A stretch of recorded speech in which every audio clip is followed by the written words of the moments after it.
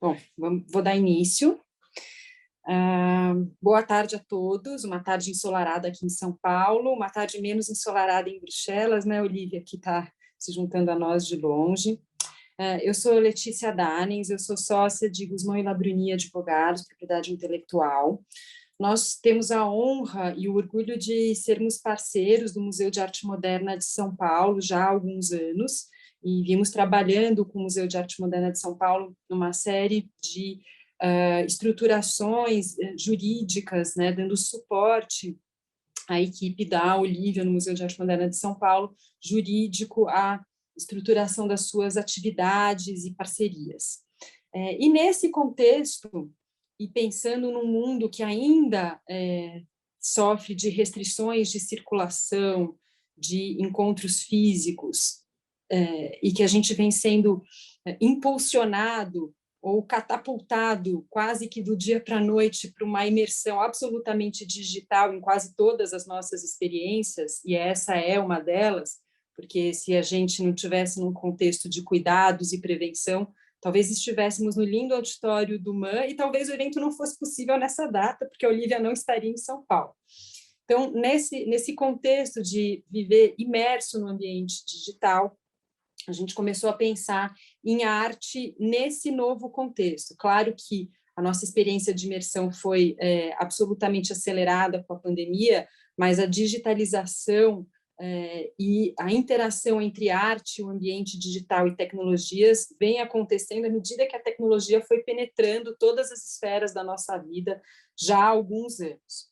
E hoje, para bater um papo conosco sobre essas interações entre arte, tecnologia, digitalização, tour virtual, nós contamos aqui com ilustres presenças e fico muito honrada de poder fazer parte, ainda que virtualmente, dessa mesa ou desse ambiente com os nossos debatedores de hoje. Eu vou apresentá-los a todos agora no início do nosso evento. Eu vou pedir licença para ficar olhando a minha colinha aqui, que eu não quero cometer erros sobre a apresentação de cada um, e depois a gente vai dar início às apresentações. Então, nossa primeira convidada é a professora Gisele Beigelman, ela é artista e professora da Faculdade de Arquitetura e Urbanismo da Universidade de São Paulo. Ela é autora de Memória da Amnésia, Políticas do Esquecimento, pelas edições Sesc. Ela é autora de Políticas da Imagem, pela Ubu Editora, e de vários artigos e livros sobre a cultura digital. Entre seus projetos recentes, destacam-se Odiolândia, de 2017, Monumento Nenhum, de 2019, e Nhonhô, que ela fez em parceria com Ilê Sartuzzi, de 2020. Ela é membro do Laboratório para Outros Urbanismos da FAUSP e coordenadora do GAIA, Grupo de Arte e Inteligência Artificial do Inova USP. Suas obras artísticas integram acervos de museus do Brasil no exterior, como o ZKM na Alemanha, o Jewish Museum de Berlim, o MAC USP, o MAR, no Rio de Janeiro, e a Pinacoteca de São Paulo. Entre outros prêmios, a professora Gisele recebeu o prêmio ABCA, da Associação Brasileira de Críticos de Arte, na categoria Destaque, e ela também é colunista da Rádio USP e da Revista Azul.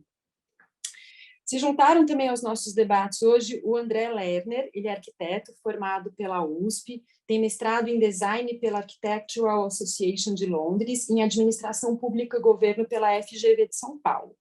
O André trabalhou como consultor em tecnologia da informação para várias agências multilaterais e como coordenador de projetos de engenharia, arquitetura e de tecnologia aplicada à educação.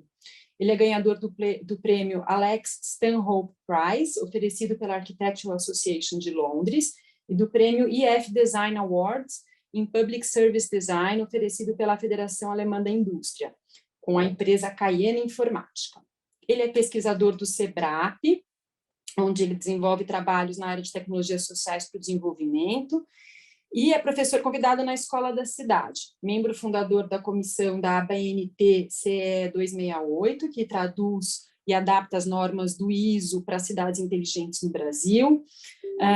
Em 2017, ele abriu a Priorize, uma empresa dedicada ao desenvolvimento de tecnologia para a promoção de resiliência em corporações e comunidades, e também do Museu Infinito, que é uma empresa desenvolvedora de solução game para acesso e consumo de exposições de artes virtuais em larga escala em ambientes mobile e internet free.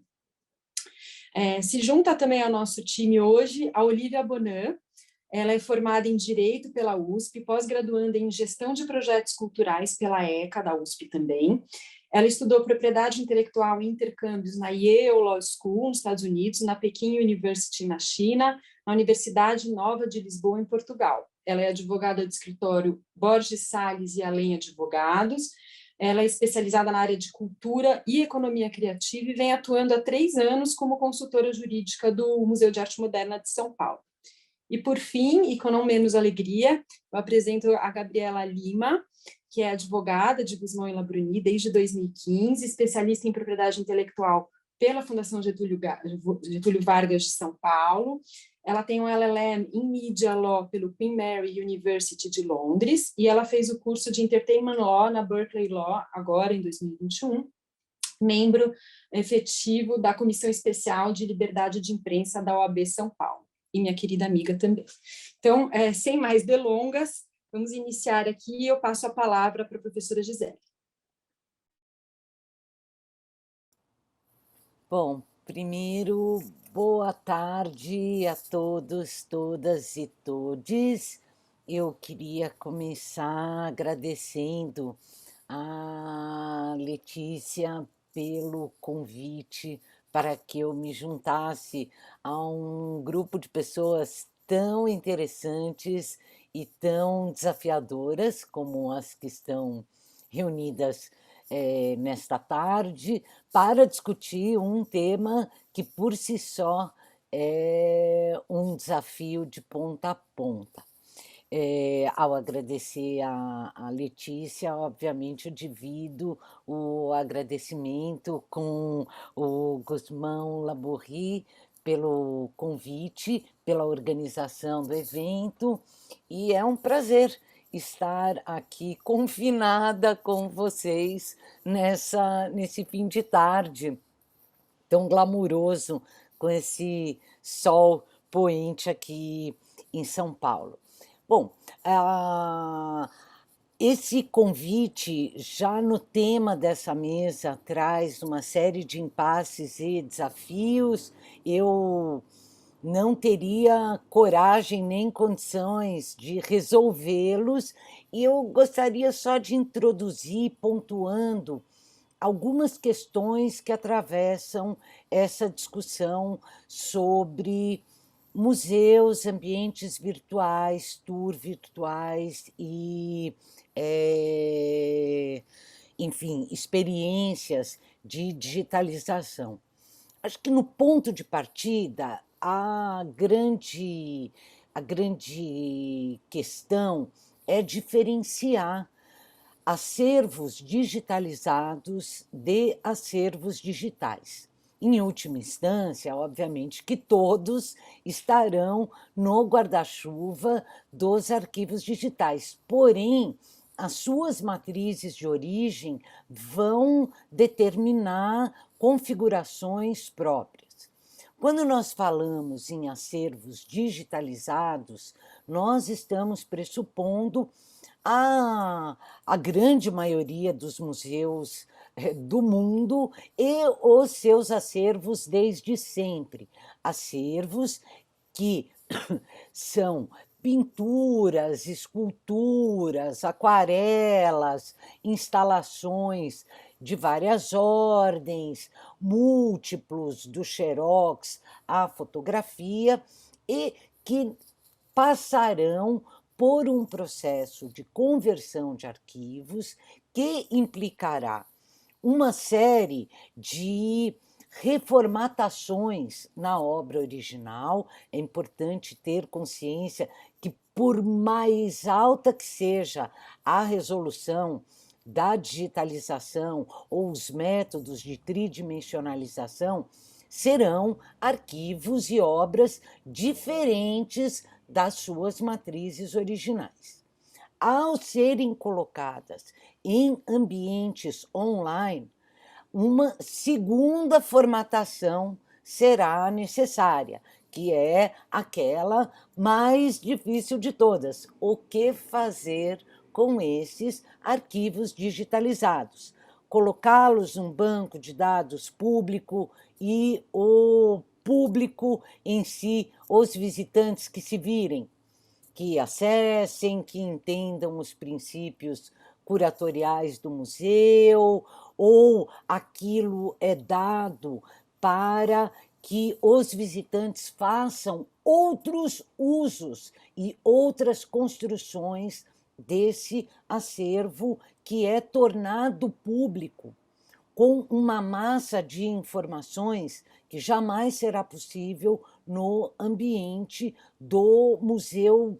Eu prefiro usar a expressão do museu edificado ou do museu urbano, já que me parece que essa expressão real virtual ela carrega em si mesma um anacronismo total do século XX. Nós já fomos digitalizados. Toda a nossa cultura passa por um processo inequívoco de digitalização. Mas, em síntese, ao serem colocados online, esses arquivos carregarão uma massa de informações possivelmente muito maior do que aquela que é disponibilizada nas exposições convencionais no museu arquitetônico edificado com um lugar urbano. Na outra mão dessa discussão sobre o digital, nós temos os arquivos nativamente digitais, as obras que já foram concebidas para ambientes online e obras que, desde a sua concepção, tinham outros formatos, como o vídeo digital, que é diferente já do vídeo analógico, as animações e aquilo que está na pré-história da arte digital, que são os CD-ROMs, os DVDs e toda uma série de outras mídias físicas, mas que já tem uma natureza e uma probabilidade de exportação para esse mundo online com uma perda muito menor das suas características originais. Então, a discussão começa pela diferenciação entre as duas naturezas de arquivos. É uma tristeza perceber que os museus brasileiros são paupérrimos em obras digitais e refratários à aquisição de obras dessa natureza. Num momento como a Covid, ficou claro o quão despreparados museus e galerias em geral estavam para a ocupação do espaço online, restando aí as vias de escape das lives e das lojas online, né? E para os de maior porte, o Google Cultural Institute, que, com todas as suas limitações corporativas e, enfim, tudo aquilo que carrega a marca Google, tem ainda o grande inconveniente de pressupor exposições onde o visitante jamais encontrará outra pessoa. São formatos de mimetização do espaço arquitetônico que criam esse primeiro inconveniente. As obras nativamente digitais, óbvio, não têm esse problema, elas não precisam do Google Cultural Institute e nem de uma live para ocuparem esse espaço. Porém, na outra ponta, criam uma série de problemas aos museus no que tange à conservação dessas obras. Arquivos digitais, eu costumo dizer, eles apodrecem, eles param de funcionar. Cada atualização de sistema de software implica uma outra configuração, sem falar nas atualizações dos protocolos de rede. Entendo uma certa dificuldade dos museus em absorverem esse tipo de obras, porque são obras que demandarão equipes muito qualificadas e diferentes do repertório com o qual o museu lida hoje. No terceira pauta de problemas, o que nós vemos atravessando, sejam os museus que lidam com acervos digitalizados, sejam os museus que lidam com acervos digitais, ou os raríssimos que lidam com ambos os formatos, são as fórmulas de como acomodar o diálogo entre essas duas coleções e como lidar com o acesso do público a elas. A Tamara já adiantou uma série de links que me parecem experiências bastante contundentes nessa área, com todos os problemas e ganhos que elas têm. Né? Há casos como o do Rijksmuseum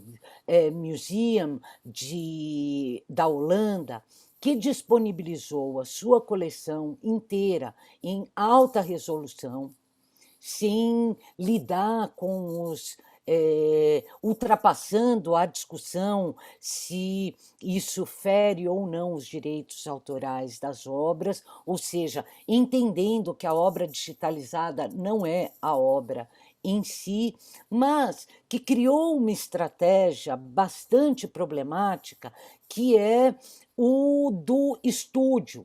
O uso desse material ele está diretamente relacionado ao estímulo de da reconversão das suas obras em xícaras, camisetas e produtos dos mais banais possíveis, que são um verdadeiro desserviço à história da arte. Há alternativas mais ousadas, como a Tate. A Tate é um museu que já tem uma tradição muito forte no campo do digital, que foi a de entregar os metadados de toda a sua coleção para que o público compusesse as obras que quisesse a partir das informações do museu. Então, você tem obras que visitam o museu a partir de temas, obras que fazem visitas ao museu a partir das suas cores, obras que expõem todos os quadros, que tem mulheres, exposições online que o público monta a partir de quantos cavalos existiriam dentro do acervo da Tate, e é um processo bastante interessante porque põe o público diretamente com os critérios de organização do próprio museu, que é um backstage que, em geral, nós não temos acesso. Outras experiências que são bastante, eu já vou finalizar, depois vocês visitam os outros links, bastante importantes, são experiências como o do Whitney Museum de Nova York, que é um dos poucos museus que tem acervos híbridos e que tem um departamento inteiro devotado ao comissionamento de obras de net art desde os anos 2000, e é um acervo maravilhoso, inteiramente disponível online, e óbvio que nesse período da Covid ele teve um movimento absurdo, mas é uma tradição que se consolida. Por último, o que se percebe quando a gente confronta esses dois conjuntos é que, além de demandar novas equipes que os museus ainda não necessariamente incorporam como necessárias ao seu corpo funcional, que são técnicos, designers, especialistas em conservação digital, são órgãos diretamente relacionados aos seus acervos digitais como um todo, sejam eles digitalizados ou de mídia digital. Há uma pesquisa muito interessante que foi feita há uns 3 anos atrás nos Estados Unidos, com todos os museus que usavam as suas interfaces online, quem eram os responsáveis. E num conjunto de 100% dos museus, me parece que apenas 2, entre eles um Metropolitan e mais um de São Francisco, tinham uma diretoria curatorial relacionada a essa divisão. Em todos os outros, as mídias digitais estavam subordinadas aos departamentos de marketing dos museus. Isso, do meu ponto de vista, explica o porquê a maior parte dos museus, apesar de muitas vezes ter sites incríveis e brilhantes, tem um trabalho tão desigual quando se fala do seu acervo digital, seja ele constituído de obras digitalizadas e todo o seu pacote de problemas, ou obras nativamente digitais, ou seja, curadorias específicas, equipes profissionais relacionadas ao meio vão determinar a qualidade da abordagem do que se entende por tour virtual, por exposição online e por acervos públicos disponibilizados na internet. Acho que eu cheguei no limite do meu tempo, 20 minutos cravado. Eu agradeço aí a atenção e na sequência nós conversamos sobre esses e outros problemas que aparecerão aqui. Muito obrigada, professora Gisele, é uma delícia ouvi-la. Eu esqueci de avisar logo no começo, nós estamos atentos ao chat e receberemos as perguntas de todos os participantes por ele e direcionaremos para animar o debate aqui ao final. A gente, então, podem fazer comentários e perguntas pelo chat, estamos super atentos. E a professora Gisele, então, mencionou alguns links que estão todos disponíveis também na sequência de mensagens do bate-papo do evento, a que todos têm acesso também. Então, sem mais delongas, vou passar a palavra para o André Lerner, gostaríamos de ouvi-lo aí a respeito desse tema e da sua experiência com a arte e a tecnologia. Boa tarde a todos e a todas, é um prazer estar aqui, queria agradecer o escritório de Gusmão, estender meus cumprimentos à professora Gisele, a Letícia, a Gabriela, a Olívia, dizer que é uma satisfação estar aqui. O que me trouxe até esse lugar, que eu estou aqui conversando, na verdade, foi uma experiência um pouco inusitada, que acabou se confundindo com o sinal dos tempos. Inclusive uma experiência na qual eu já envolvi a Gisele e a Letícia, o escritório do Gusmão, anteriormente. O que aconteceu é o seguinte, um belo dia, conversando com a Angélica Fabre, que ela está no Sistema Estadual de Museus, eu, de uma maneira um pouco desafiadora, cheguei e perguntei para a Angélica, Angélica, e se a gente desenvolvesse alguma coisa para publicizar a coleção Felícia Lerner, que fica lá no auditório Cláudio Santoro, em Campos do Jordão. Porque a gente tem uma coleção maravilhosa lá e o acesso é muito difícil. E a Angélica, muito, muito interessada, virou para mim e falou, André, por que você não explora isso? E isso desdobrou uma série de conversas, inclusive, eu vinha conversar com a Letícia e com a Gisele sobre isso. Então, eu parto, isso já foi alguns anos atrás, e o desafio do acesso das populações aos museus é uma coisa que já vinha tomando corpo e que agora se tornou ainda de uma maneira ainda mais intensa, por conta da Covid. Já vinha tomando corpo um pouco por causa da espetacularização das grandes exposições. Quem não lembra, Leonardo da Vinci no MIS e faz filas, aquelas exposições que, enfim, A arte sempre foi legal, mas até o advento do Guggenheim, aqueles prédios fabulosos, aquelas coisas, não era entretenimento de massa. Então, isso tem uma coisa aqui que é interessante, que a Gisele já trouxe, que é o papel do marketing, por um lado, e, por outro lado, uma coisa que é muito positiva, que é dar acesso, né, a arte a cada vez mais gente. Muito bem. Então, esse desafio do acesso, hoje, né, por conta da Covid e por conta da própria condição do Estatuto da Arte como presente dentro dos meios tecnológicos, criou uma nova condição, né, e uma nova condição na qual a obra de arte está inserida dentro de um sistema tecnológico.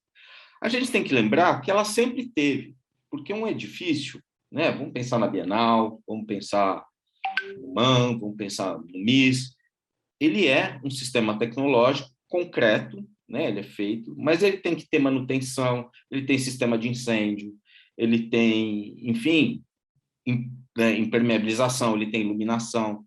O pessoal da montagem transforma, né, o edifício para receber aquelas obras, e tem todas, e tudo aquilo faz parte do universo da técnica. E hoje, né, isso se estende também para o mundo digital.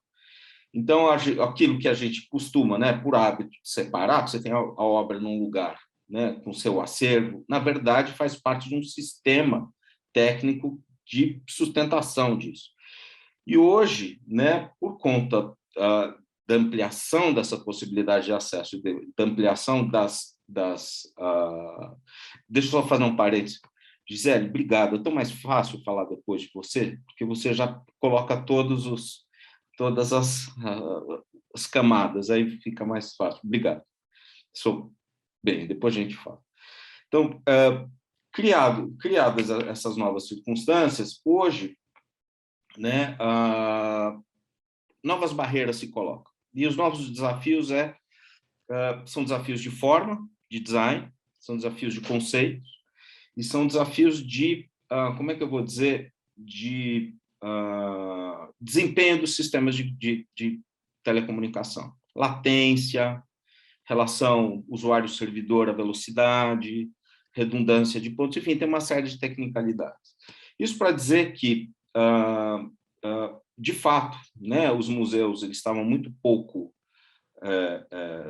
preparados, né, para a virada dos tempos, e hoje eles estão a reboque de uma experiência de uma outra indústria que já se posicionou de uma maneira muito contundente, né, nos mercados. Eu estou falando da indústria de games, né, que é uma indústria que hoje é maior do que a indústria do cinema e da televisão juntos, e que possibilita, né, o consumo de dados e a interação entre pessoas em ambientes sem internet. A interação entre pessoas precisa de internet, essa interação ela ocorre de maneira assíncrona, ou seja, sem ser ao mesmo tempo quando você não tem internet, mas a princípio se você não depende de uma relação síncrona, você pode baixar o seu game, consumir onde quer que seja, brincar com ele e quando você está exposto a um canal de internet, né, de novo, ele se atualiza e faz as trocas de dados. E isso, por sua vez, coloca, né, e aí eu já vou terminando, já estou meio para o fim da minha fala, isso coloca, né, a obra de arte museu num outro lugar. Primeira coisa é a relação que ele passa a estabelecer com as atividades de extensão e educação. Né? Porque a obra de arte, por si, ela já é uma relação de mediação. Quando essa relação de mediação ela sai do museu, é importante que a gente tenha estatutos claros, que quando você está falando de arte, quando você está falando de extensão, que é apoio, ou quando você está falando de educação, ou quando é uma coisa só. Pode ser uma coisa só? Pode, mas, enfim, é um debate. Né? E outra coisa são os níveis, né, de responsabilidade dos contratos. Né? Os níveis, eu sou arquiteto, né, então pensar manutenção, né, é uma das, fora o design, a gente tem que pensar como é que a gente mantém esse design, né? Que foi o que, como disse a Gisele, colocou, né? E aí você tem algumas questões. A primeira questão é, você entra num museu, você não quer que uma luminária caia na sua cabeça, que nada aconteça com você, você não quer escorregar, você não quer tropeçar, você não quer nada. Mesma coisa, você entra no ambiente digital, você não quer que nada aconteça com você. Só que os tipos de risco que você está exposto no ambiente digital é diferente do ambiente físico. Tem riscos de privacidade, né? Enfim, a gente está aqui junto com uma banca de advogados, eles vão poder falar longamente sobre isso, se bem que isso não é sobre direitos autorais, mas, enfim, tem riscos de privacidade, tem riscos de, como é que eu vou dizer, naturais da própria interface, quando você está sujeito a luz estroboscópica ou algumas coisas, isso pode te causar desorientação ou pode te fazer mal para você, né? Tem riscos de análise do seu comportamento, né? Eles vão poder analisar, fazer o eyeball tracking, analisar a tua dilatação de pupila e ver como é que você está se comportando, enfim, pode ou não pode, isso vai fazer parte do jogo, né? E aí entra na parte de direitos. Por quê? A gente está falando de um acervo que ele pode ser constituído, ele pode ser de obras digitais. Esse acervo, por si, ele vai entrar num espaço de mediação, isso vai ter que ser desenhado por alguém, esse alguém tem que ter. Então, você tem o direito do acervo, você tem o direito do designer, que vai fazer isso daí. Por sua vez, você tem o direito do contratante, que veiculou e pôs esses dois, criou essa oportunidade. Depois, você tem o direito do programador, que, enfim, é uma plataforma em si que vai programar. Depois, você tem os publishers, né? E os publishers hoje, a questão é tão delicada que o número de publishers não chega a 10 no mundo. Tá? A gente está falando de Nintendo, Xbox, Sony, Google Play, Apple Store. Deve ter mais um, mas basicamente são esses 5 publishers, né? E isso cria condições de tributação muito pesadas na realização dos contratos, então a gente tem que criar situações que não tenha tributação em cascata ou, né, loops de tributação, isso então é um problema. E fora isso, você tem o próprio artista e você tem os usuários que podem interferir na obra e tal. Então, assim, coroando tudo isso, né? Quer dizer, então a gente está na frente perante um mundo novo, né? E mundo novo significam incríveis oportunidades, né? E mais do que tudo, um mundo de experiências, né? No fim das contas, a gente está falando de construir experiências que sejam relevantes e que possam, como é que eu vou, que possam constituir, né, a relação entre, né, os acervos, os museus e o seu público, né? Então, vamos para o debate e obrigado mais uma vez pela oportunidade da conversa.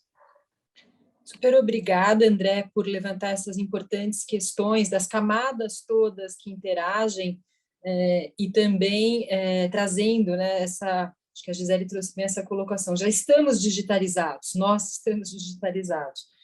E aí, para trazer um testemunho muito bacana do MAN, vou chamar a Olivia. O MAN se propôs esse desafio de mergulhar na realidade tecnológica, fez uma parceria com o Minecraft, e a Olivia vai contar um pouco o que isso significou e como foi esse processo para o museu, enfim, como é que o MAN tem lidado com esse tema aqui que a gente está discutindo hoje.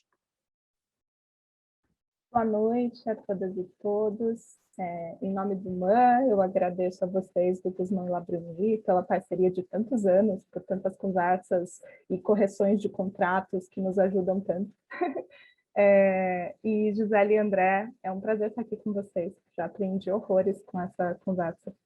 E André, é curioso que eu tinha planejado, vamos ver se dá tempo, para o finalzinho da minha fala, falar um pouco sobre camadas de direitos, porque a digitalização envolve várias camadas de direitos. E isso às vezes pode dificultar que uma obra vá para o ambiente virtual. Bom, MAN.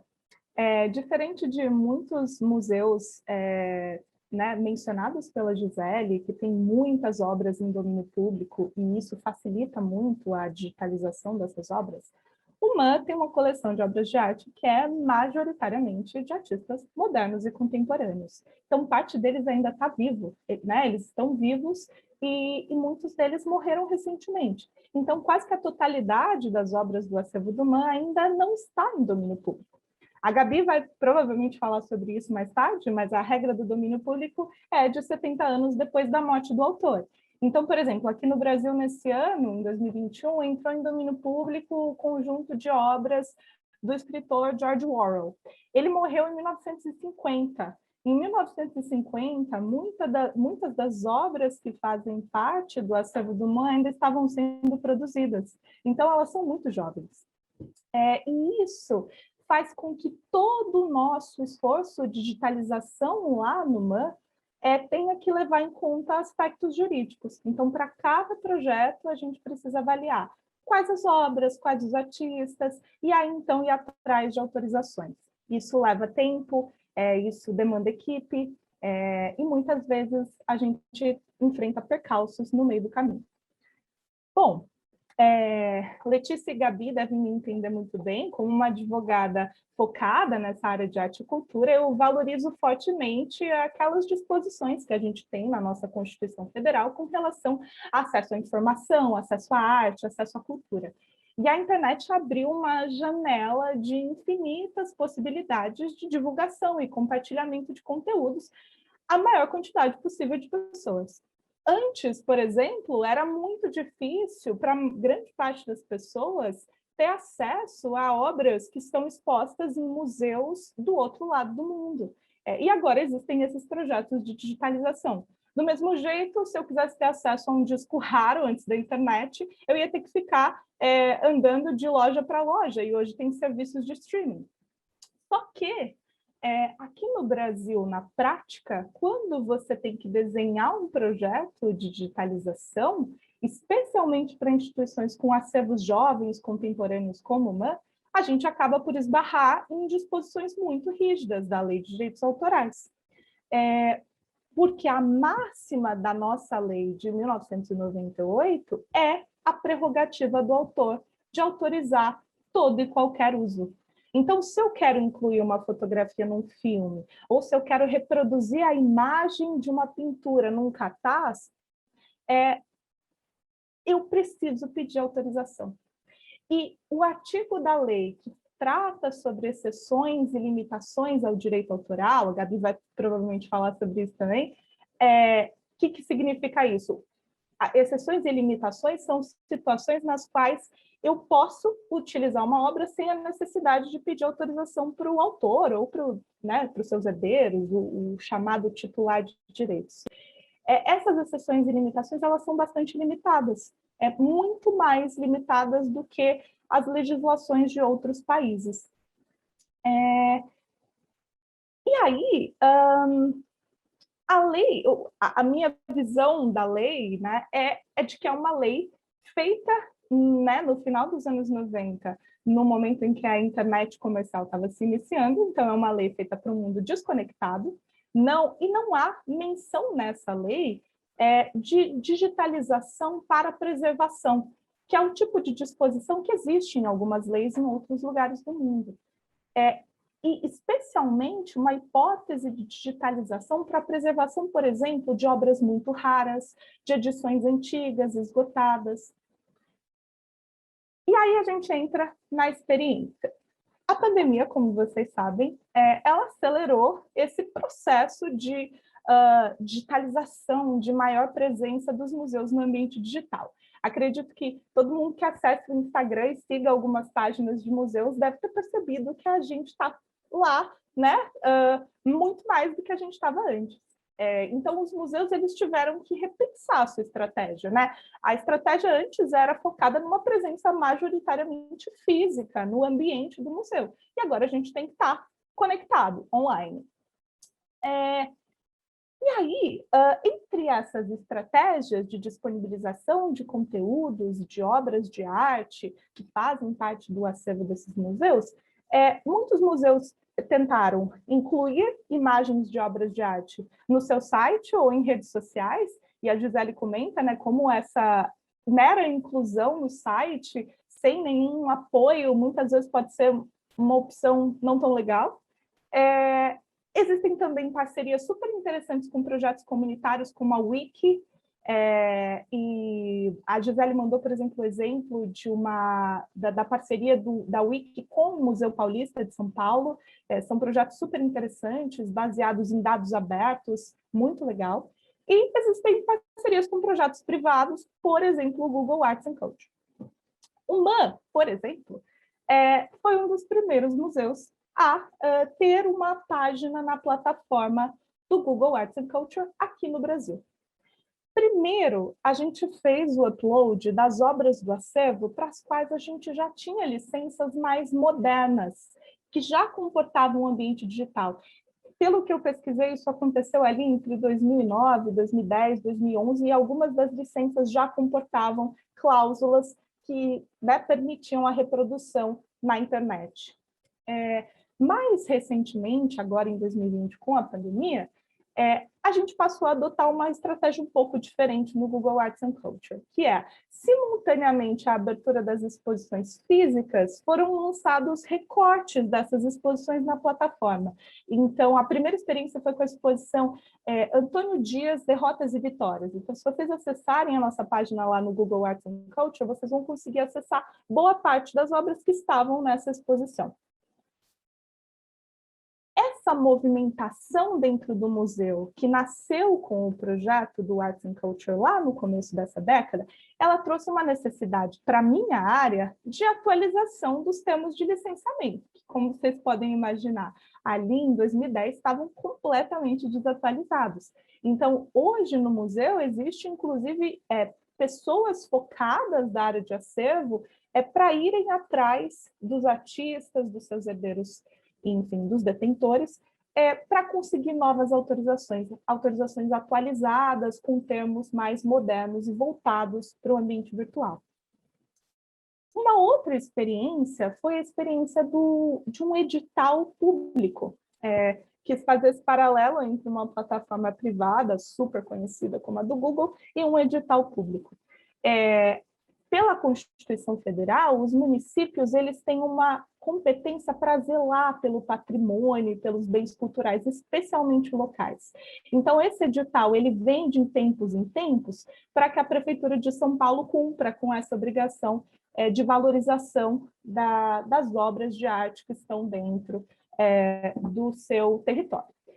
A escolha dos artistas e das obras nesse edital levou em conta, claro, a importância dos artistas dentro do acervo, mas também a proximidade do MAN com os herdeiros e a facilidade na liberação de direitos. O que isso significa? Se a gente conhece o artista ou se a gente conhece os herdeiros, porque muitas vezes a comunicação a gente não conhece, a gente não tem um contato, se a comunicação seria ágil, né? Então, muitas vezes, se a gente está falando com herdeiros mais jovens, conectados, que vão conseguir responder os nossos e-mails e ler as licenças com mais agilidade, entre outros fatores.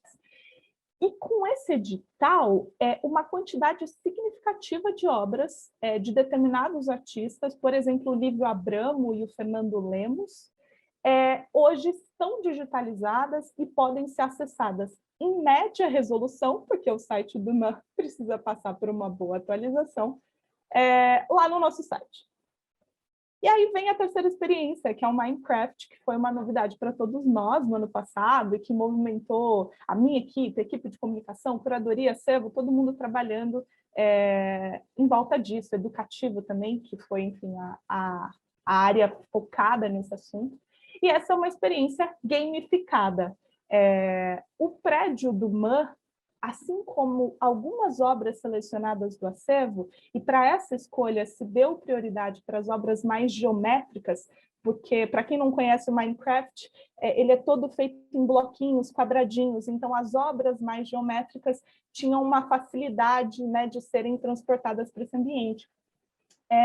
Tanto o prédio quanto essas obras estão disponíveis no Minecraft, numa versão educacional, não é a versão tradicional, que é uma versão que pode ser acessada por alunos e professores em salas de aula.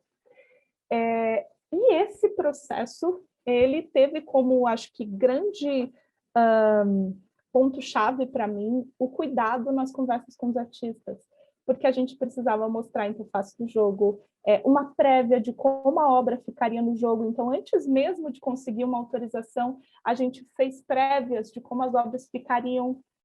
E, claro, redigir uma licença mais breve, com uma linguagem mais fácil, que facilitasse essa comunicação. E o principal cuidado jurídico que eu, Olivia, tive que tomar foi lidar com uma coisa que a gente chama no direito de direito moral de autor. O direito autoral aqui no Brasil, ele é dividido em direito patrimonial, ou seja, a prerrogativa do autor de permitir o uso da obra e de ganhar dinheiro com isso, se ele quiser, de cobrar pelas licenças, e o direito moral, que está relacionado à personalidade do autor. Então, por exemplo, de ter o meu nome como autora daquela obra na parede de uma exposição, ou junto da fotografia daquela obra num catálogo.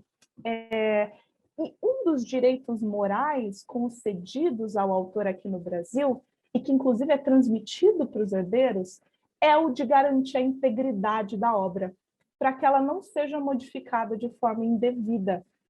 E aí, para isso, a gente colocou uma cláusula de licenciamento, na qual o autor dessas obras, ou seus herdeiros, em alguns casos, concordam que a modificação da obra para aquela estética bem característica de blocos, quadradinhos do Minecraft, não altera a aparência original da obra, na verdade, altera a aparência original da obra, mas não constitui uma violação de direitos.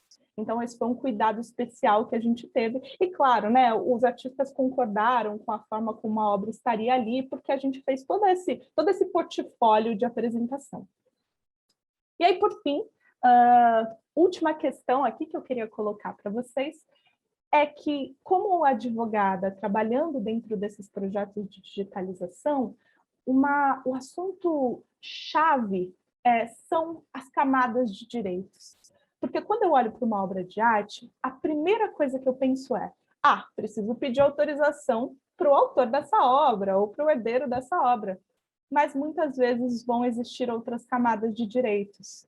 Então, por exemplo, se numa obra de arte existe a imagem de uma pessoa retratada ali, é possível que eu tenha que pedir autorização para essa pessoa. Ou, ainda mais importante, que impacta muito o meu trabalho dentro de um museu, é que eu provavelmente vou ter que pedir autorização, licenciar os direitos para quem fez a reprodução digital da obra, para o fotógrafo. Então, em todos esses projetos de digitalização que eu mencionei agora, a gente precisou contratar profissionais técnicos de fotografia. E a grande discussão, quando se fala em direitos de fotógrafo hoje, é se a fotografia daquela obra de arte constitui uma obra protegida autônoma. Então, é assim, se eu tenho uma obra bidimensional, então, se eu tenho uma pintura e eu vou tirar uma fotografia daquela pintura, parte da doutrina de direito autoral e algumas decisões judiciais entendem que aquilo é uma mera reprodução da obra original. E imagino que a Gabi vai trazer isso na apresentação dela também. Um dos requisitos para que uma obra seja protegida é que ela seja original. Então, se eu tirei uma mera fotografia de uma obra que já era bidimensional, a tendência, e eu acredito nesse posicionamento, é de que não há direito autoral. Mas o bicho pega em obras tridimensionais. Porque se eu estou tirando fotografia de uma escultura, por exemplo, pode ter muita originalidade, né? A depender do ângulo, do enquadramento das luzes, a fotografia tirada por aquele profissional vai ter direitos autorais.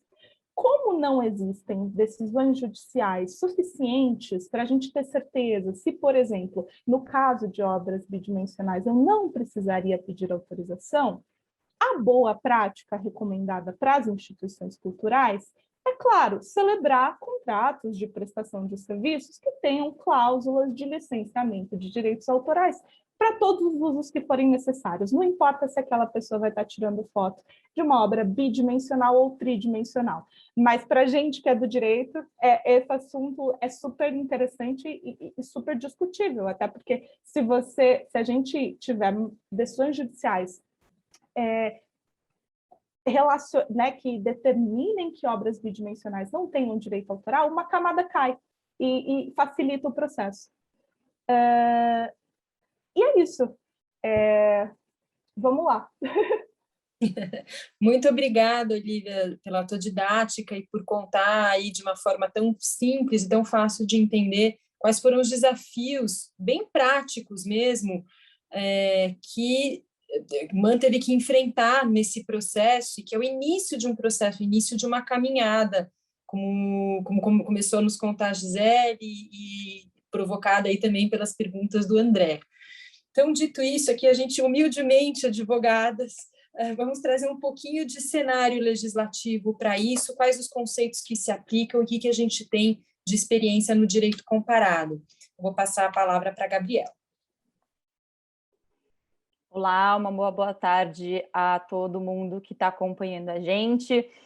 Como a Letícia adiantou, eu vou trazer uma parte um pouco mais legislativa, um panorama jurídico. Então, para me ajudar aqui com essa exposição, acho que vai ser interessante, até porque a gente tem pessoas que estão assistindo a gente dos mais diferentes backgrounds, então talvez mostrar aqui uma apresentação vai ajudar a compreensão e a exposição destes cenários. A Tamara vai me ajudar aqui a compartilhar a apresentação que a gente preparou para dividir com vocês, explicar esses aspectos jurídicos. Deixa eu solicitar o controle aqui para facilitar, e vamos lá.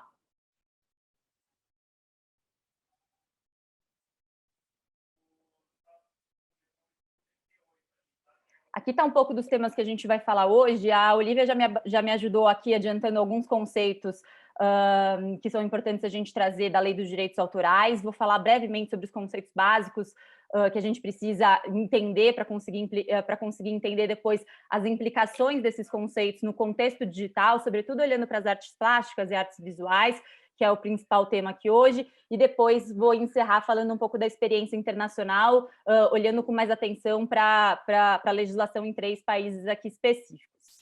Falando, então, primeiro, né, dos conceitos básicos da Lei dos Direitos Autorais que vão ajudar a gente a entender alguma das problemáticas. Primeiramente, é importante a gente saber, né, o que é protegido por direitos autorais, então passar rapidamente pelos requisitos para que uma obra seja e mereça proteção por direitos autorais. O primeiro requisito é que precisa ser uma criação do espírito humano. Isso significa dizer que uma pessoa física é a criadora dessa obra, e, por exemplo, animais e pessoas jurídicas não vão ser os titulares originais desses direitos de autor, não vão ser os criadores da obra. A legislação ela até prevê algumas hipóteses em que uma pessoa jurídica vai ser o titular originário dos direitos patrimoniais. Como a Olivia já adiantou um pouco, tem uma diferenciação e a gente também vai abordar isso, mas o criador da obra em si, este criador não pode ser uma pessoa jurídica. Esse criador, a lei determina, e o texto legal a gente acaba entendendo que precisa ser uma pessoa jurídica, uma pessoa física, desculpa, justamente por ser uma emanação do espírito humano essa criação. Um outro requisito, e aí é importante, porque a Olivia também falou um pouco desse requisito, é a originalidade. A originalidade ela não precisa ser uma novidade absoluta, então, comparado com outras obras que existem, mas, de alguma forma, precisa existir um contributo do autor, um contributo de criatividade. A personalidade dele tem que ser expressa nessa obra de alguma forma. Então, justamente por isso, a Olivia traz essa discussão, né? Se uma fotografia que não tem uma escolha do fotógrafo, do ângulo que ele vai usar, é meramente uma reprodução aquilo. Então, até que ponto esse critério da originalidade ele é cumprido para que essa fotografia, que só represente fielmente a obra, só que em uma forma bidimensional, mereça a proteção por direitos autorais. E o último critério aqui é a fixação em um suporte. A gente colocou uma imagem de uma fita, mas isso não significa dizer que seja um suporte físico. Claro que pode ser um suporte digital. A grande questão aqui é que ideias não são passíveis de proteção por direitos autorais. Essa obra ela tem que estar exteriorizada de alguma forma e fixada em algum suporte, seja ele físico, seja ele digital. Bom, Entendendo, então, quais que são os critérios para proteção, a obra merece proteção, cumpriu com os 3 requisitos. Quando a gente está falando, então, da proteção dos direitos autorais, e aqui eu também vou ser breve, que a Olivia me deu uma super ajuda falando um pouco desses conceitos, a gente tem 2 camadas, os direitos morais e os direitos patrimoniais. Os direitos morais, a Olivia também falou um pouco para a gente de quais que seriam, já explicou para a gente que está relacionado com a personalidade do autor. Talvez vale dizer aqui também que a lei diz que esses direitos são inalienáveis e irrenunciáveis, o que significa dizer que o autor não pode abrir mão desses direitos e que o autor não pode transferir para terceiros sem reivindicarem esses direitos. O que a lei estabelece, especificamente nesses 4 pontinhos aqui que vocês estão vendo, né? Reivindicação de autoria, ter o seu nome indicado como autor, conservar a obra inédita e a integridade da criação, preservar a integridade da criação. Esses 4 direitos morais, depois do falecimento do autor, eles são transmitidos aos seus herdeiros. Os demais não são transmitidos aos herdeiros, então a lei estabelece especificamente que esses 4 primeiros direitos morais, eles são sim transmitidos aos herdeiros depois do falecimento do autor. Quando a gente está falando de direitos patrimoniais, novamente, acho que posso ser breve aqui, que a Olivia me ajudou com essa explicação, mas basicamente as formas de exploração dessa obra, né? Aqui a gente trouxe alguns exemplos da forma desses direitos patrimoniais, então quais atos dependem da autorização do autor, e enquanto desse lado esquerdo aqui, né, nessa coluninha do direito moral, a lei traz direitos que está previsto em um rol taxativo, isso significa dizer que só são esses os direitos morais e não tem outros direitos morais além desses estabelecidos na lei. Os direitos patrimoniais, a legislação estabelece ali que é um rol exemplificativo. Então, esses são só alguns dos exemplos do que são os direitos patrimoniais do autor, mas quando a gente está falando de direitos patrimoniais, essencialmente a gente está falando nas modalidades de exploração desses direitos. Esses 2 direitos são prerrogativas exclusivas do autor. Os direitos patrimoniais, então, eles vão ter um prazo de duração, isso também já foi falado. Então, aqui para trazer uma ilustração para vocês, o prazo de duração, quando a gente está falando dos direitos patrimoniais do autor, ele vai ter uma duração de 70 anos. Então, vamos lá. A partir do momento em que essa obra é exteriorizada, que era aquele terceiro requisito que a gente falou, inicia-se a proteção da obra, não precisa de registro algum e nada disso. Com a exteriorização da obra, nasce a proteção dela. Por toda a vida do autor, essa obra vai ser protegida, e a partir do momento do falecimento do autor, no 1º de janeiro subsequente a esse ano, a gente começa a contar esse prazo de 70 anos. Finalizado esse prazo de 70 anos, a obra cai em domínio público. Era para estar escrito aqui nessa parte direita, domínio público, por alguma razão não apareceu. Mas a partir, né, desse stop ali nos 70 anos, a gente tem essa obra em domínio público. Uma pequena observação aqui é que quando a gente está falando de obras audiovisuais e de obras fotográficas, esse marco ele não vai ser contado a partir do falecimento do autor, e sim a partir da data de divulgação dessa obra, tá? Ok. A obra, então, é protegida por esses 70 anos, né? Os direitos patrimoniais dela depois vão cair em domínio público, mas o que é possível fazer durante esse prazo de duração? Olivia também falou para a gente, aqui apareceu o domínio público, a Olivia contou um pouco para a gente, né, que a lei dos direitos autorais, ela traz algumas hipóteses em que a gente tem usos livres, né? Então, a lei começa ali nesse capítulo que compõe, né, o artigo 46, 47 e 48 da lei, ela traz algumas hipóteses de usos livres, ou seja, você não precisa da autorização do autor para fazer esses tipos de exploração. A questão é que esse capítulo que fala dos usos livres, eles são hipóteses também são hipóteses taxativas, né? Ou seja, só aqueles comportamentos são permitidos, e você tem que e também são hipóteses muito bem cheias de requisitos e muito bem delimitadas. Então, você precisa encaixar esse uso, a hipótese de uso que você pretende fazer sem autorização do autor em alguma dessas caixinhas que estão aqui, para que esse uso seja livre. Então, por exemplo, quando a gente está falando de citação, se é uma citação que a finalidade dessa situação não é estudo, não é crítica, não é polêmica, aí você já não pode, esse uso já não vai ser considerado livre. Ele precisa ter essa finalidade específica para se encaixar nessa caixinha de usos livres e, portanto, você dispensar a autorização do autor.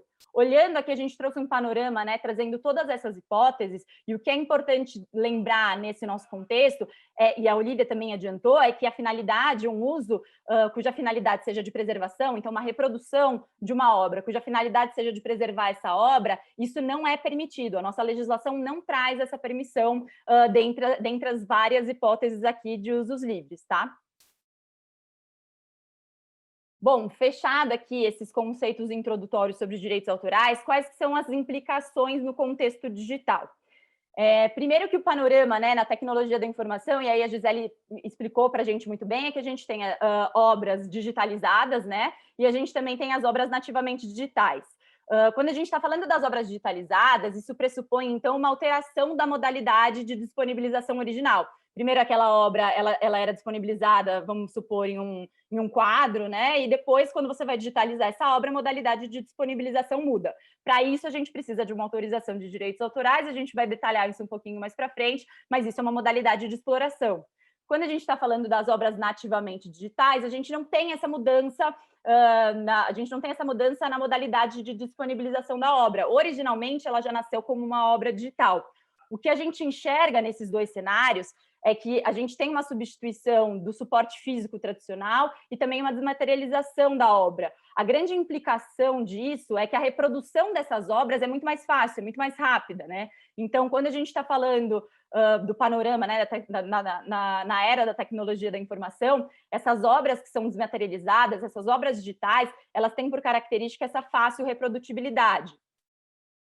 E aí, entrando aqui um pouco nos acervos digitais. Então, tanto quando a gente está olhando para as obras digitalizadas, quanto quando a gente está olhando para as obras digitais, nesses dois casos, para a gente incluir essas obras em um acervo digital ou um acervo digitalizado, né, a gente precisa da autorização do autor, por conta de todas aquelas modalidades, por conta, primeiro, né, dos direitos patrimoniais do autor e por conta de todas as modalidades de exploração dependerem da autorização do autor, salvo aquelas que a gente consegue encaixar nas hipóteses de uso livre. Como a gente já viu, essa finalidade de incluir um acervo digital para fins de preservação não é uma hipótese de uso livre, portanto, todos esses atos, né, todas essas caixinhas de direitos aqui que a gente está olhando, isso aqui, só em uma primeira camada, a gente teria todos esses direitos sendo envolvidos, e todos esses são atos privativos do titular dos direitos autorais. Então, tem uma grande complexidade de você obter autorização do autor para cada uma dessas modalidades e para cada um desses direitos que estão sendo, no final das contas, usados, quando você tem a inclusão dessas obras de um acervo digital, ou se uma obra ela nasce, né, como uma obra física, sua digitalização, né, esse é o primeiro momento que a gente já entende ali que existe uma necessidade de uma autorização, e, enfim, e também tem todas as outras camadas que a Olivia comentou, e então, um panorama bastante complexo, vários direitos sendo envolvidos aí, e todos esses sendo atos privativos do titular dos direitos autorais. Uma outra consequência, acho que isso a gente conseguiu enxergar em algumas das falas da Gisele, do André também, quem são os novos sujeitos de direito, né? Quem são os novos criadores das obras, porque em uma primeira instância, né, no mundo tradicional, a gente tinha o artista e o curador, e isso, sem dúvidas, a gente tem esses sujeitos de direito. Quando a gente fala, né, desses desenvolvimentos tecnológicos, o André trouxe as obras, falou, né, um pouco de obras interativas, a Gisele trouxe também o exemplo do Tate, em que o público ali ele acaba sendo uma espécie de curador, então os critérios de seleção, né, ele vai determinar ali os critérios de seleção, então em que medida este público e este usuário também passa a ser um titular de direito, enquanto ou o artista, né, em alguma interação com a obra, em que ele impacte de alguma forma aquela obra. Então, um exemplo talvez mais direto seja o Wikipédia, né? Então, no Wikipédia, qualquer usuário pode entrar ali, fazer edições, fazer contribuições. Então, enquanto ele está fazendo uma contribuição dessa obra, dependendo dessa contribuição, ele passa a ser também um sujeito de direito, ele também é o autor, ele também é um coautor dessa obra. Então, a gente começa a olhar para o público, quando a gente está falando de obras interativas, também como um sujeito, como um potencial sujeito de direito. E aí também, né, lembrando da fala do André, a gente também tem a questão do programador, o desenvolvedor, o criador do software dos videogames, quando a gente está falando desse ambiente, base de dados eletrônica, as obras multimídias, né, as plataformas, os sites. Então, a gente tem nesse cenário novos sujeitos de direitos aqui, quando a gente está falando desses desenvolvimentos tecnológicos. E aqui, entrando para o principal ponto, né, que a gente queria trazer, A gente acabou abordando, né, ao longo dessa apresentação, acho que eu acabei falando e deixando bastante claro quais que são todos os entraves jurídicos, né? A questão da autorização do autor para você alterar a modalidade de disponibilização, autorização para você incluir uma base de dados, as hipóteses de uso livre, como a gente falou, não contemplam, né, essa possibilidade de reprodução e de cópia para fins de preservação. E além desses entraves jurídicos, também lembrar daqueles entraves técnicos que a Gisele mencionou, da falta de capacidade técnica e tudo mais, então também teriam esses entraves técnicos, e colocando na balança tudo isso, a Olivia também abordou isso um pouco na fala dela, a gente precisa olhar um pouco para qual que é a função social dos acervos digitais.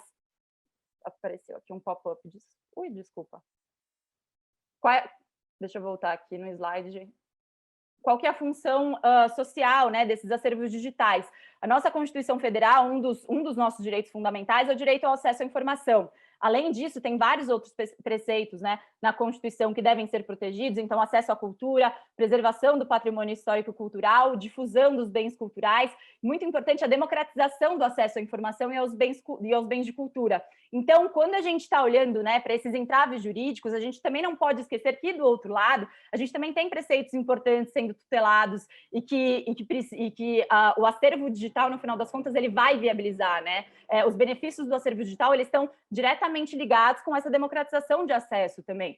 Então, quando a gente está trazendo esses dois lados, eu acho que é importante a gente pesar, no final das contas, porque o ordenamento jurídico ele não é composto só daquela, né, do panorama da lei dos direitos autorais e dos direitos individuais que a lei dos direitos autorais garante. A gente também tem o interesse da coletividade, que é o que a gente está trazendo aqui com a importância e a função social dos acervos digitais. Então, esse, no final das contas, é um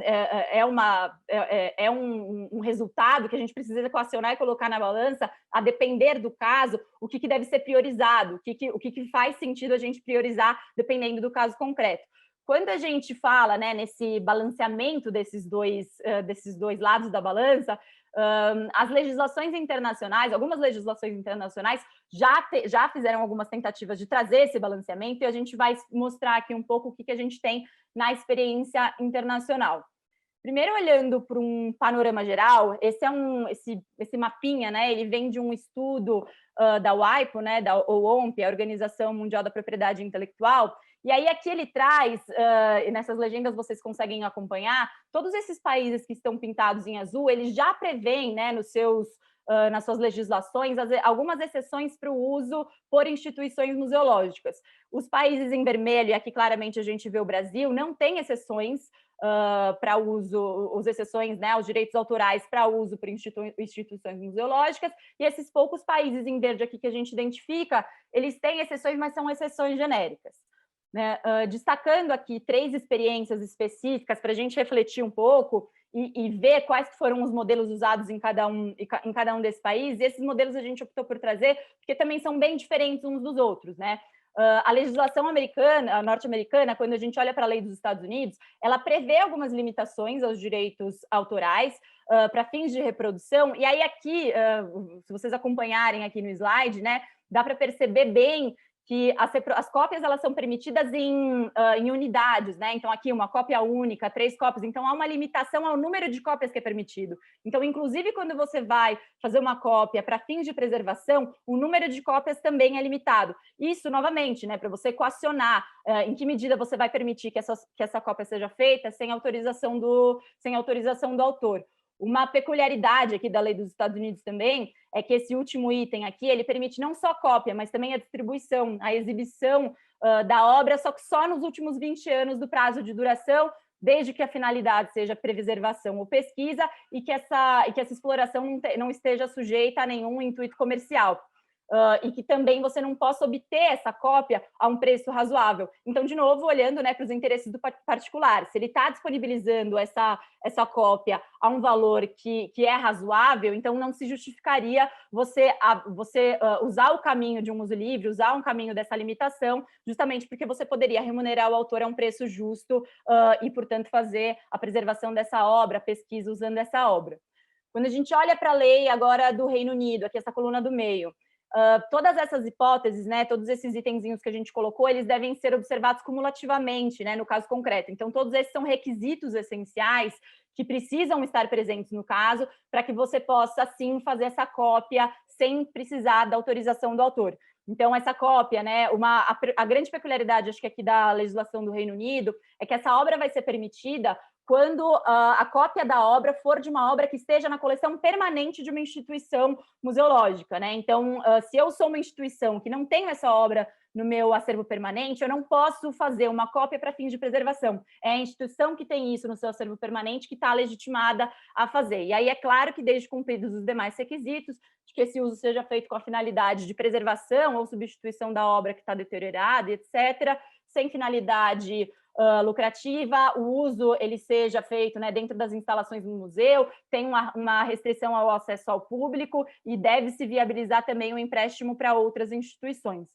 Por fim, olhando para a legislação da França, esse talvez seja o exemplo aqui que a gente trouxe mais flexível, mas ele não deixa de ser menos criterioso por ser mais flexível. Ele tem critérios aqui bastante objetivos e ele, no final das contas, na minha opinião, é o que consegue equacionar melhor os direitos do particular com o interesse da coletividade.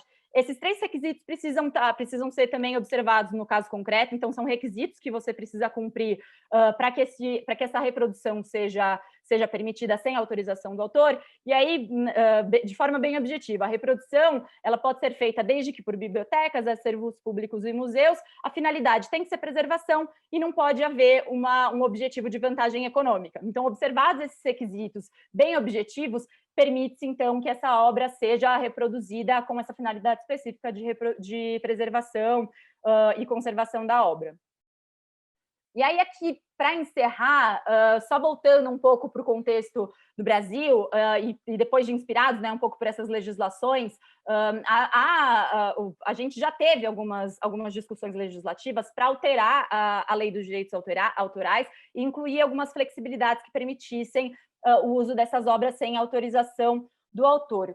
Essa primeira coluna aqui está falando da revisão da Lei dos Direitos Autorais pelo MINC, né, o extinto Ministério da Cultura, e nessa proposta de reforma da Lei dos Direitos Autorais, o que se optou aqui foi incluir um artigo, um inciso, né, naquele rol do artigo 46, que a gente já citou algumas vezes, que trata das hipóteses dos usos livres, e aí a ideia aqui, então, seria incluir um inciso que também dissesse que é livre o uso que fosse voltado para a reprodução da obra com a finalidade de conservação ou preservação, desde que não houvesse também finalidade comercial e isso fosse feito por instituições museológicas. Aqui, bastante correlação com a legislação que a gente olhou da França, também basicamente os mesmos requisitos aqui nessa proposta de reforma pelo MINC. Isso não foi para frente, tem até bastante tempo essa proposta de reforma do MINC. E aí aqui, um projeto de lei um pouco mais recente, né, de 2020, esse projeto ele foi proposto pelo senador Chico Rodrigues do DEM, e quem apresentou essa proposta para o senador foi o IBRAM, né, que é o Instituto Brasileiro de Museus. E nessa proposta, também, né, a mesma abordagem da proposta do MINC, ou seja, de incluir uma hipótese específica, né, de uso livre que não existe hoje na legislação, só que essa proposta está muito mais voltada para a utilização dessas obras que sejam protegidas por direitos autorais, então, utilização das imagens das obras, o que nada mais é do que uma cópia, do que uma reprodução dessa obra, obras que estejam sob a guarda desse museu, e as finalidades aqui são outras. Na verdade, essas finalidades são para usos dessas obras em ações educativas, para difusão, para acessibilidade, para inclusão, o que também a gente está falando de democratização, né, e acesso à informação, mas aqui esse projeto de lei ele acaba esquecendo de uma etapa que é bastante importante, que é a conservação. Porque quando a Gisele traz na fala dela, né, que as obras, falando, né, das óperas digitais, que essas obras elas também apodrecem, então você precisa ter um olhar e alguma exceção na lei que te permita fazer algum tipo de modificação, a não ser que você tenha o consentimento do autor, mas quando você não tem o consentimento do autor, que te permita fazer essa preservação e essa conservação para que essa obra não se perca, para que essa obra não apodreça, e aí esse acesso, né, essa garantia ao acesso à informação, claro que é bem-vinda, mas ela não ataca o problema como um todo, porque ela esquece, né, da parte ali da preservação destas obras também. E essa era a última reflexão que eu queria trazer, e eu fico por aqui, e Lê, vamos para a parte do debate, então. Vamos. A gente tem perguntas que foram feitas aqui no chat e foram consideradas, e eu vou trazê-las. A gente tem ainda 12 minutos, e aí eu queria primeiro convidar se os nossos debatedores têm perguntas entre si, ou se eles preferem ouvir aqui as perguntas que vieram do público. Vocês querem se fazer perguntas ou se comentar? Eu acho que vocês já foram se comentando, né? E as exposições foram meio costuradas. Tá, então, eu acho que seria legal ouvir o público. Tá legal. Então, eu tenho algumas perguntas aqui, e tem uma que eu já vou pedir desculpas que eu não vou incluir, que é uma pergunta da Camila Abramovitz sobre NFTs e direito autoral, que é um tema inteiro, e a gente não conseguiria colocá-lo satisfatoriamente aqui nesses 12 minutos de resposta, e a gente, quando tentou delinear o espaço aqui do tema que a gente ia abordar, a gente tirou NFTs, porque a gente acha que isso é um tema inteiro para ser discutido. Tem outros aspectos econômicos da aposta, tem outros suportes do lastro financeiro que a gente acha que merecem uma discussão apartada. Então, Camila, vamos ficar como sugestão aqui para um próximo evento. E aí, tem uma pergunta, talvez, que faça o primeiro link com a exposição da Gabriela, embora ela tenha sido a quarta pergunta do chat, que é do Eduardo Vasques, que ele traz uma ponderação que uma parte a Gabriela respondeu e pode querer comentar, e talvez a Olivia também. Ela é mais jurídica aqui, mas também podemos ouvir a Gisele e o André. Fiquem à vontade. Pergunta 4, do Eduardo. Algumas bibliotecas norte-americanas vêm digitalizando obras, inclusive aquelas que ainda não estão em domínio público, e adotando um modelo de empréstimo digital controlado, Control Digital Lending, CDL, que consiste basicamente em só disponibilizar eletronicamente o mesmo número de exemplares virtuais, acho que casa bem com a questão da referência ao número de utilizações que a Gabi trouxe logo na exposição dela, que a instituição já possui em seu acervo. Então, por isso que eu comecei por essa pergunta, porque ela encaixou mais aqui nessa última fala. Esse modelo de empréstimo é baseado nas doutrinas norte-americanas de exaustão dos direitos e do fair use. Gostaria de saber se os expositores consideram que um modelo semelhante poderia ser adotado por bibliotecas públicas brasileiras a partir de uma interpretação dos direitos constitucionalmente assegurados ao acesso aos bens culturais. Acho que casa um pouco com a exposição da Gabi e da Olivia, se vocês podem ficar à vontade para responder.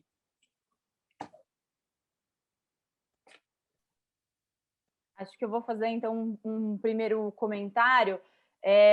Eu particularmente, eu entendo que sim, que esse modelo ele poderia ser, que é uma questão bastante polêmica, né? Primeiro, a lei brasileira, claro, como a gente já falou amplamente, ela não tem a lei dos direitos autorais, ela não traz essa permissão. Então, interpretando como você bem colocou, Eduardo, a gente precisaria fazer uma interpretação desses direitos constitucionalmente assegurados. Eu entendo que sim, eu acho que quando a gente olha para outras discussões que chegaram ao judiciário, né, balanceando, né, os direitos individuais e o interesse da coletividade, eu acho que em vários cenários, e isso depende muito do caso concreto, em vários cenários a gente vê que sim, né, esses princípios constitucionais que garantem o acesso à informação, que garantem a disseminação da informação, eles são sim, eles acabam sim por prevalecer quando a gente está olhando tanto para o Código Civil, quando a gente está olhando para a Lei dos Direitos Autorais. Então, na minha opinião, eu acho que se a gente... que isso sim seria possível, eu acho que essa interpretação é possível, mas a gente só consegue ter alguma segurança jurídica em seguir por esse caminho se a gente tivesse algum entendimento jurisprudencial que analisasse essa questão, que fizesse esse sopesamento dos direitos, que analisasse essa questão e fizesse esse balanceamento, e aí entendesse que sim, né, que nesses casos a gente está falando de princípios constitucionais importantes e que, portanto, esses direitos, em algumas hipóteses específicas, justamente para não prejudicar os interesses do particular e os interesses garantidos, né, os direitos individuais do autor garantidos na LDA, então que em alguma hipótese isso prevaleceria. Na minha opinião, dependendo do caso, isso deveria sim prevalecer, mas a gente só consegue trazer alguma segurança para esse tipo de interpretação se a gente tivesse, né, algumas discussões jurisprudenciais abordando o tema. Muito bom. Olivia, você quer comentar alguma coisa nessa? Sigo para a próxima. Vou comentar uma coisinha. Estava lendo recentemente um artigo, vou até tentar encontrar depois, quem sabe a gente consegue circular, de advogados, acho que do Rio de Janeiro, defendendo a possibilidade de que bibliotecas pudessem digitalizar determinados livros e disponibilizá-los por meio de uma plataforma apenas de consulta. Então, se eu posso consultar um livro ali na biblioteca fisicamente, eles entendem pelas prerrogativas constitucionais que a Gabi falou aqui, e também por um inciso do artigo 46, que é o artigo da Lei de Direito Autoral que trata de limitações e exceções, é o inciso mais amplo que permite se encaixar uma boa parte dos usos livres. Vou até colocar aqui escrito para vocês. Eles defendem a possibilidade de você poder também consultar essas obras de forma digitalizada, porque isso não estaria prejudicando, como a lei diz, os interesses legítimos dos autores e nem a exploração normal da obra.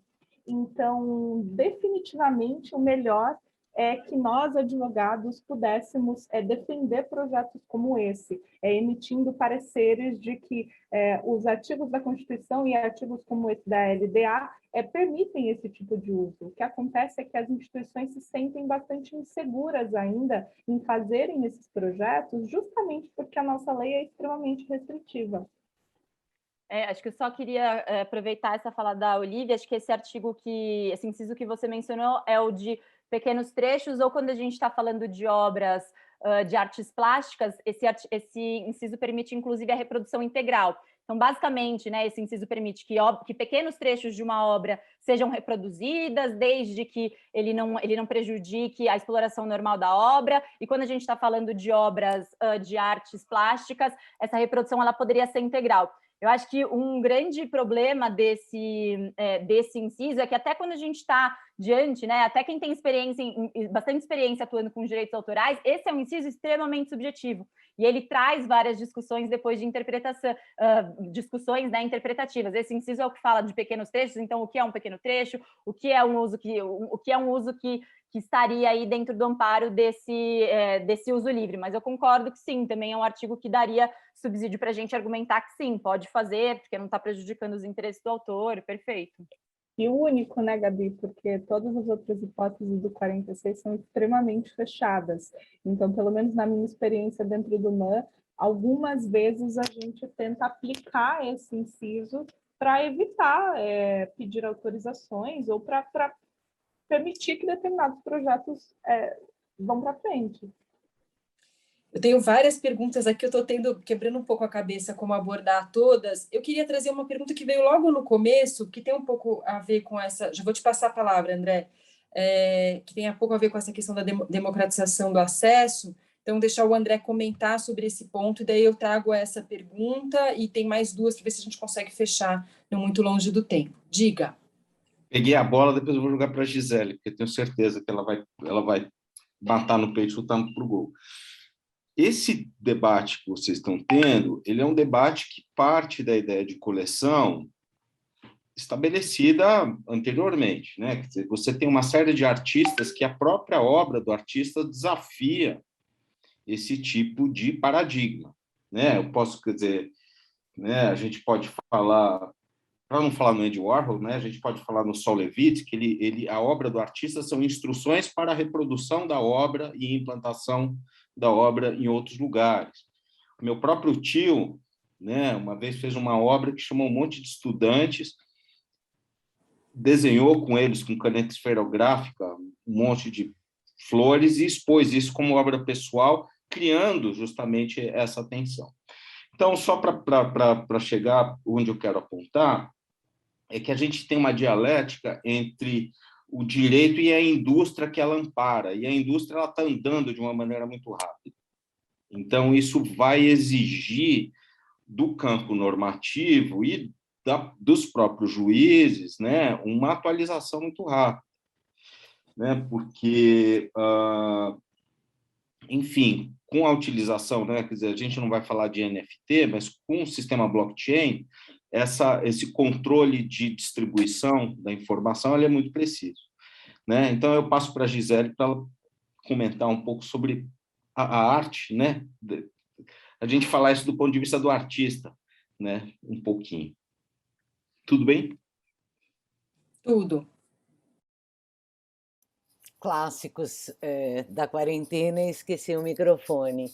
Eu estava evitando aqui comentar pela quantidade aí que a Letícia adiantou, que tinha de respostas, e também porque acho que a coisa que mais me incomoda sempre nessa discussão é que ela é uma discussão que parte de parâmetros, ela tenta mimetizar o mundo impresso no mundo digital. Um dos princípios do arquivo digital é que ele é um eterno original de segunda geração. Ele sempre será replicável. Né? Para resumir, se eu salvo um arquivo em 2 diretórios, 2 pastinhas diferentes no meu computador, qual é o original e qual é a cópia? Nenhum.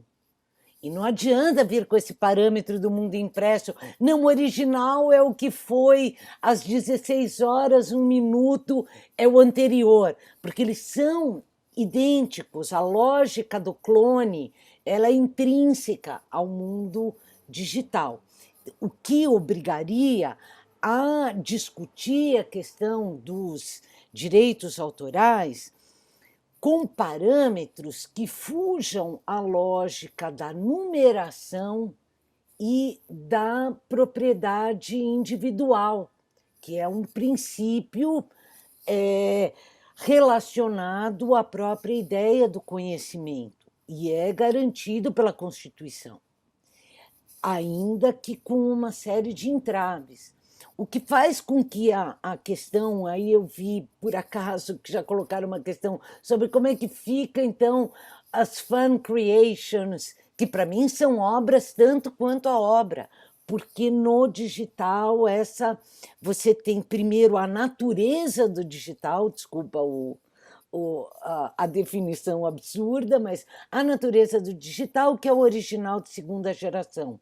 E a outra, que é o paradigma das redes, que é o fluxo. Se não tiver fluxo, não existe. Se a obra não circular, não existe site que não tenha acesso. Se ele não tiver acesso, ele não existe.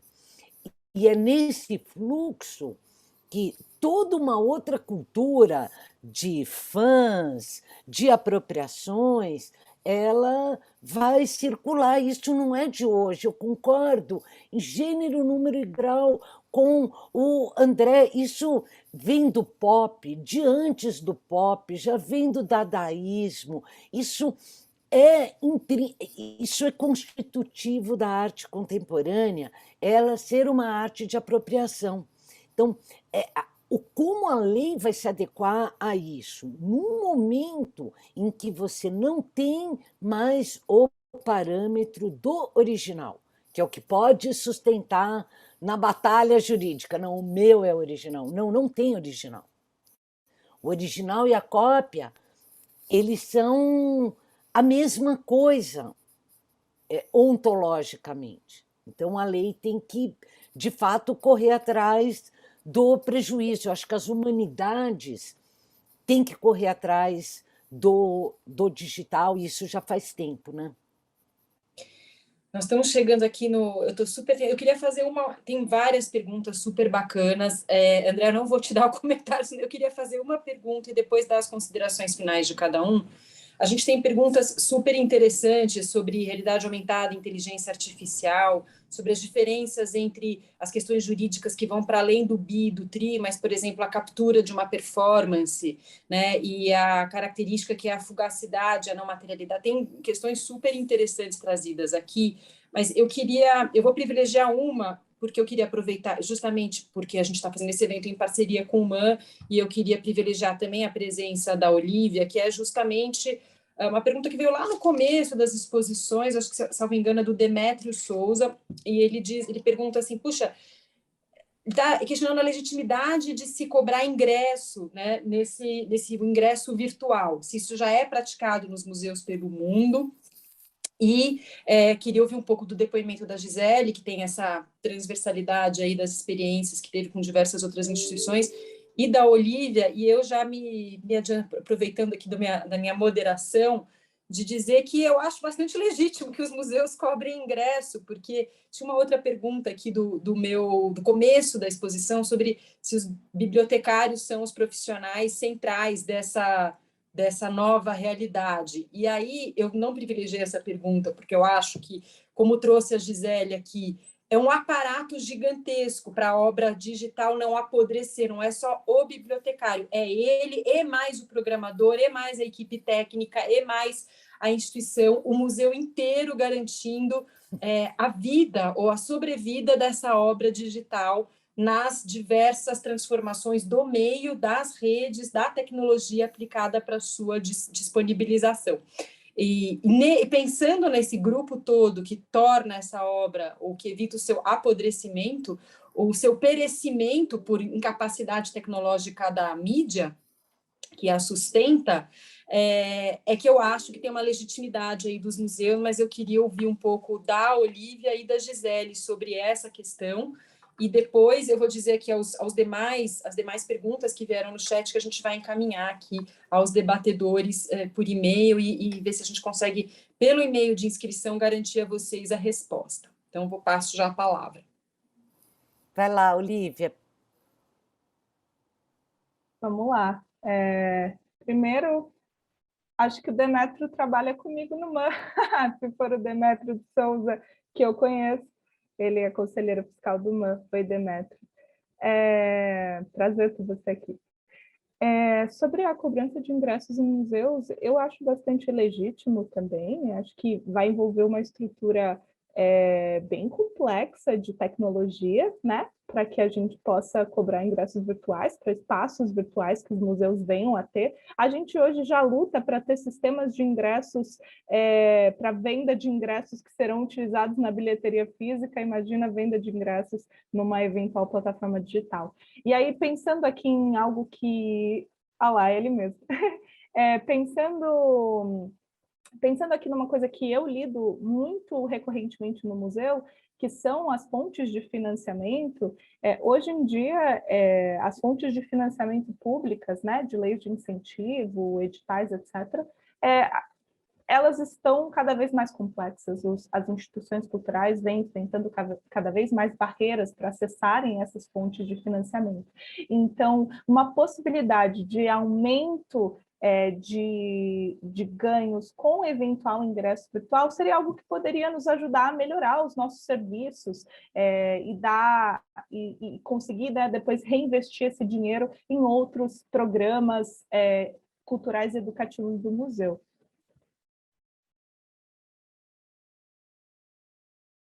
Bom, acho que o que compete a mim é tentar ensaiar e ainda por cima, o que vai acontecer com essas obras de inteligência artificial e realidade aumentada. A tecnologia, ela muda constantemente e essas obras de realidade aumentada provavelmente não funcionarão mais daqui a 2, 3 anos. O que não quer dizer que elas não existiram. Alguém comentou a relação da documentação da performance.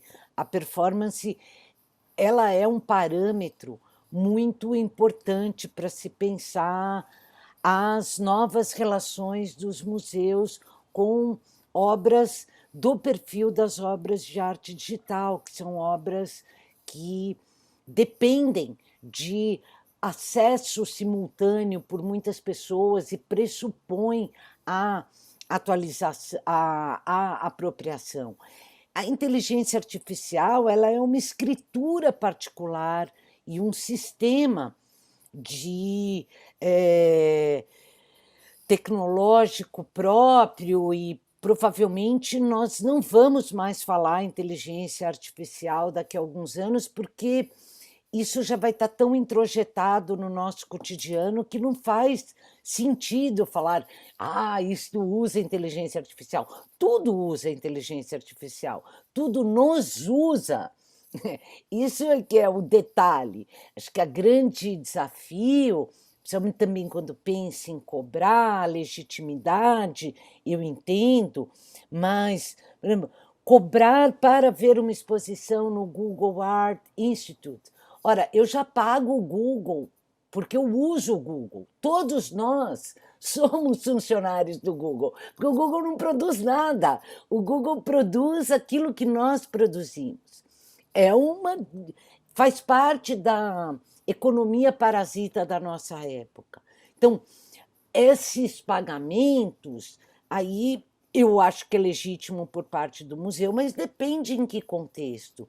Se já são plataformas corporativas que nós já estamos usando normalmente, assim, o museu tem que se reinventar para poder cobrar, né? Eu acho que essas coisas são inevitáveis aí nessa nossa discussão. Eu vou finalizar com um exemplo meu, já que eu fui convocada a responder como artista. A primeira vez eu tive um dos meus sites que foram para uma coleção museológica, um deles foi para o MAC USP, e eu tive uma entrevista com a conservadora-chefe para fazer a ficha de catalogação da obra. E aí ela me perguntava, é uma obra única ou é um múltiplo? Era uma obra de NetArt, era um site.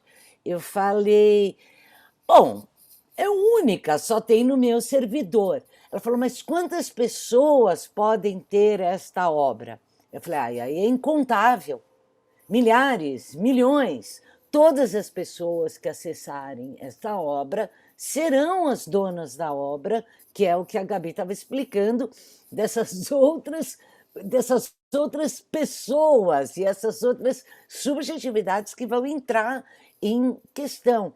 E ficou em impasse, até hoje esse campo está vazio, porque se for por quantos servidores tem a obra, Agora, se for pelo número de reproduções dele, incontáveis. Incontáveis. Pode ser 0 num dia, 1 milhão no outro, e, enfim, é um desafio para nós pensarmos coletivamente, como você colocou. Só transdisciplinarmente isso vai funcionar. Eu estou aqui com o coração apertado, mas a gente precisa encerrar, porque já passamos aqui 10 minutos do nosso tempo. Eu vou, então, talvez na ordem em que expuseram os seus temas, dar a palavra à Gisele, ao André, ao Lírio e depois à Gabi, para suas considerações finais em poucas palavras, porque a gente precisa fechar. Minha vontade era ficar aqui muitas e muitas horas aproveitando dessa companhia tão brilhante, mas vamos caminhando para o fechamento. Gisele, por favor. Olha, eu já falei demais e acho que essa última fala foi o meu encerramento. Então, só me resta agradecer pelos inúmeros inputs, pelas perguntas, por ouvir vocês, e eu saio daqui hoje mais inteligente, mais preparada e mereceria uma parte 2 para dar conta das perguntas que certamente nós não respondemos. Muito obrigada. Vamos considerar um segundo momento. Quem sabe daqui a 2 anos ou daqui a um período a gente possa reavaliar como é que tudo isso se transformou. André. Exato. Sim, eu queria, para fazer minhas considerações finais, eu gostaria de colocar uma visão muito rápida, né, que talvez a gente pudesse pensar menos em reprodução e pensar mais em produção, né, e pensar, porque na minha fala, e que a Gisele falou, né, diz que a arte digital ela se torna cada vez mais processo, com efeitos. Ao pensar nisso, eu acredito que vai ter uma contaminação, se é que já não existe uma contaminação entre a área de direito autoral e a área de patentes, porque patentes é como que você registra processo, com efeitos, né? E como você tem que pensar em utilidade social numa patente, eu queria lembrar que o Fórum Econômico Mundial reconheceu cultura como utilidade social nesse ano passado. Então, tem um cenário de mudança, né? Que a cultura ela tem um papel na transformação social e que processos que criam transformação social, né, vão ser, a partir da lei de patentes, poderão ser, enfim, criar uma normatização. Eu só consegui chegar a essa elaboração porque eu estava nesse caldeirão de gente brilhante. Eu quero agradecer a oportunidade raríssima, falar que foi um prazer enorme. Quero agradecer ao público pelas perguntas instigantes, né, e me colocar à disposição e falar que é um prazer, que espero que a gente possa repetir isso e que esperamos poder nos ver presencialmente no auditório em breve, né, para que a gente possa também dar oportunidade para outros tipos de troca e o efeito do acaso, né, a gente se encontre, enfim. Foi um prazer, muito obrigado. Gusmão, um grande abraço, até breve. Vou passar a palavra para a Olívia. Acho que eu só tenho a agradecer. Muito obrigada, Letícia e Gabriela, por essa oportunidade. Até é muito incrível estar com mulheres advogadas aqui, debatendo comigo. Gisele e André, como eu disse, é sempre muito importante para nós, advogados, estarmos perto de arquitetos, designers, artistas, profissionais de acervo, do educativo, curadores, para que a gente possa repensar as nossas práticas dentro de instituições culturais. Eu me sinto extremamente privilegiada de estar rodeada dessas pessoas do tempo todo e poder fazer pesquisas, escrever documentos e pensar em soluções jurídicas que sejam adaptadas para quem faz a cultura e a arte no Brasil. Claro, a lei tem questões muito rígidas, óbvio, mas é nosso papel também tentar encontrar soluções sempre mais flexíveis e que vão possibilitar o acesso à arte e à cultura à maior quantidade de pessoas possível. Então, eu fiquei pensando aqui em tantos outros temas que a gente poderia conversar, né? Alguém trouxe registro de obra de performance, também tem registro de obra de projeto, tem obras órfãs, que é um outro tema do direito autoral que seria muito importante também tratar, e tantas outras coisas, inteligência artificial, né? Autoria em inteligência artificial. Acho que a gente vai precisar de um segundo encontro, espero que em breve no auditório do MAN. É isso, obrigada. Obrigada, viu, Olívia? E a sua pessoa agradecer ao mãe, especialmente agradecer porque a Olívia está em Bruxelas, então para ela já são para lá de 10 horas da noite, 11, então ela está aqui, está aí madrugando conosco pela Associação em Corujão aí com a gente.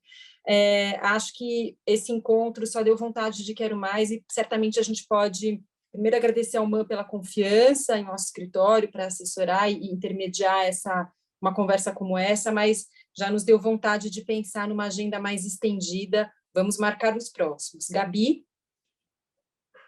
Eu acho que eu vou encerrar aqui também, como eu trouxe uma abordagem mais jurídica, fazendo coro a essa fala final e também algumas coisas que a Olívia mencionou no debate, né?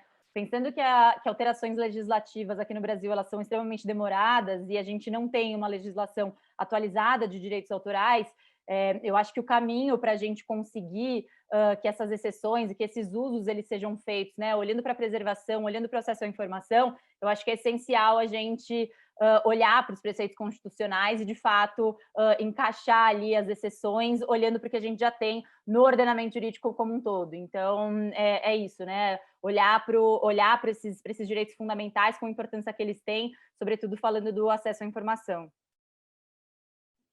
Então, obrigada, Gabi.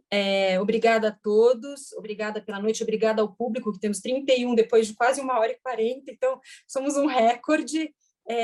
Aqueles que não tiveram sua pergunta respondida, nós vamos nos empenhar aqui para circular essas perguntas dentro do nosso grupo. A gente criou um grupo aqui de e-mail e WhatsApp e procurar encaminhar essas respostas a vocês e esperamos a todos no próximo encontro. Já saímos aqui com a decisão de que certamente haverá. Então, muito obrigada e boa noite para todos.